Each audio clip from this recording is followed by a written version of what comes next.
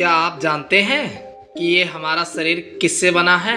ये सब से पहले जानना बहुत ज़रूरी है। और हमारे शरीर में कौन से 3 दोष पाए जाते हैं?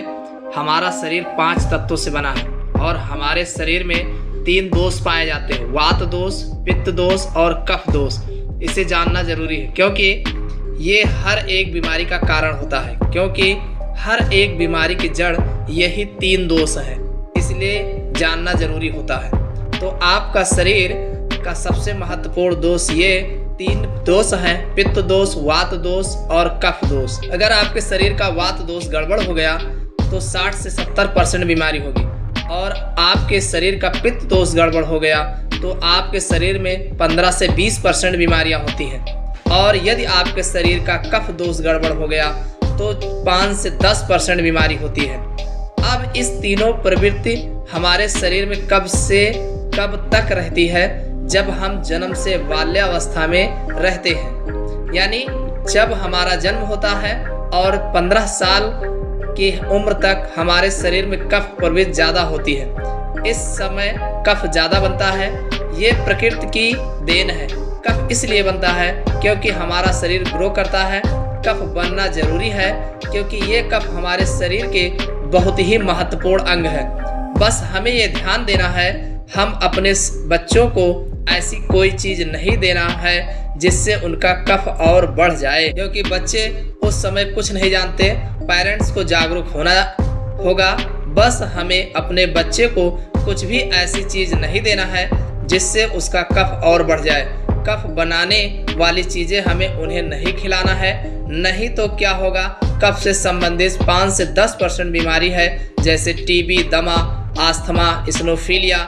ये सारी बीमारियां इसकी वजह से होती हैं। ये हर पेरेंट्स को ध्यान देना होगा। उसके बाद हम आते हैं बाल्यावस्था से युवावस्था में। युवावस्था की आयु कितनी होती है? जब हम 15 साल से 60 साल के बीच में होते हैं।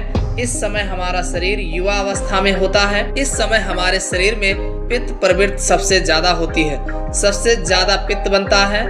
इसलिए हमें यह ध्यान देना होगा कि हम ऐसी कोई भी चीज़ ना खाएं जिससे हमारा पित्त दोष बढ़ जाए। अगर हमारे शरीर में पित्त दोष बढ़ जाएगा तो हमारे शरीर में 15 से 20% बीमारियां होती हैं।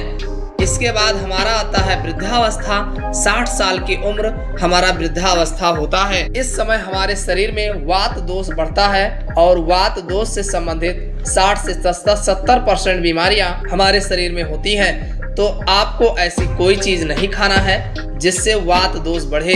तो दोस्तों, ये आप समझ गए कि आपके शरीर में 3 दोष का क्या रोल है। इसलिए इन 3 दोषों से संबंधित जो भी जानकारी जहाँ से भी उपलब्ध हो एकत्र करें और उसे अपने जीवन में लागू करें, कारण को दूर करें, और हमेशा इस बात का ध्यान रखें कि इन 3 दोषों में क्या खाना चाहिए और क्या नहीं खाना चाहिए। इस दोषों को बढ़ाने वाली चीज़ें कभी ना खाएं। आप इन तीनों दोषों के बारे में जान गए हैं, तो अब जान लें कि आपका शरीर 5 तत्वों से कैसे बना है। आपका शरीर 5 तत्वों से बना है, और इन 5 तत्वों में प्रोटीन्स, विटामिन्स, सारे तत्व आते हैं। अब इस 5 तत्वों में और 3 दोषों में जो भी कमी आती है तभी आपका शरीर बीमार होता है, अन्यथा आपका शरीर बीमार नहीं होता। अब आप समझ गए आपका शरीर बीमार होने का क्या कारण है। जैसे कुछ लोग रोते हैं, भगवान ने हमें ये कष्ट दे दिया, भगवान ने हमें ये बीमारी दे दिया, हमें गैस्ट्रिक अल्सर हो गया, हमें थायराइड, ब्लड प्रेशर, शुगर हो गया। क्यों हो गया? भगवान ने नहीं दिया, आपने खुद पाला है। जब प्रकृति आपको खाना खाने के नियमों का पालन करने के लिए कहती है, पानी पीने के नियमों का पालन करिए, इस प्रकृति का नियम पालन करिए, तो आप क्यों नहीं कर रहे हैं? हमारा शरीर उसी तत्वों से बना है, प्राकृतिक तत्वों से ही बना है। हमारा शरीर भी पानी से ही तो बना है, खाने से तो ही बना है, पोषक तत्वों से ही तो बना है। ये सारे नियमों का आपको पालन करना होगा। अब जब ये हमारा पित्त दोष कह रहा है कि ये चीज़ें नहीं खाएं, ये पित्त और बढ़ेगा, तो आप उसे क्यों खाते हैं? पिज्ज़ा बर्गर आप क्यों खाते हैं? चाय आप क्यों पीते हैं? चीनी आप क्यों खाते हैं? मैदा आप क्यों खाते हैं? जब आप ये सारी चीज़ें खा रहे हैं तो आपके पेट में एसिडिटी बनेगा, आपका पाचन तंत्र बीमार पड़ेगा। तो जब आपका पाचन तंत्र बीमार होगा तो अनेक बीमारियां आपको आएंगी। ये तो आप खुद कर रहे हो, ना ब्रह्मांड नहीं दे रहा है, भगवान नहीं कर रहा है, आप इसे खुद जाने अनजाने में कर रहे हैं। हम अपने मन को, अपनी जीभ को कंट्रोल नहीं कर पा रहे हैं। तो दोस्तों ये सारी चीज़ें आप छोड़ दीजिए। आप बात करते हैं कि हमें अपने शरीर पर कौन सा तेल लगाना चाहिए, कहाँ पे लगाना चाहिए, इस बारे में जानते हैं। आप समझ गए आपके शरीर का निर्माण कैसे होता है। इसे सुरक्षित रखना आपके हाथ में है। इसकी सुरक्षा आप खुद कीजिए। शरीर के 4 महत्वपूर्ण अंग हैं जिससे आपके शरीर की सारी नसें जुड़ी हुई हैं। पहला है पैर का तलवा, दूसरा है नाक, तीसरा है आपकी नाक और चौथा है आपका सर। ये 4 सबसे महत्वपूर्ण अंग हैं और इन चारों जगह पर आपको तेल लगाना है। बस यह ध्यान देना है कि आपको कब लगाना है और कैसे लगाना है। तो सबसे पहले चलते हैं। पहला है पैर का तलवा। आपके पैरों के तलवे जो व्यक्ति रोज सुबह जागकर मॉर्निंग वॉक करता है नंगे पैर जमीन पर या फिर हरी घास पर, तो दोस्तों उसकी आंखों की रोशनी कभी कम नहीं होती। तो इसलिए आपको पैरों के तलवे में शुद्ध तोरी का तेल लगाना है। इसके अलावा आप शुद्ध सरसों का तेल भी लगा सकते हैं। जब आप रात में सोने जाएं तो पहले गुनगुने पानी से अपना पैर धो लीजिए। पैर धोने के बाद बढ़िया से उसे साफ कर लीजिए, सूख जाए। जब आप बिस्तर पर लेट जाएं और अपने हाथ से मालिश कर लीजिए। रात में सोते समय यही शुद्ध सरसों का तेल, और जैसे ही आप अपने 5 मिनट दोनों हाथों से मालिश करेंगे तेल से गर्माहट आएगी, तुरंत ही आपको नींद आना शुरू हो जाएगा।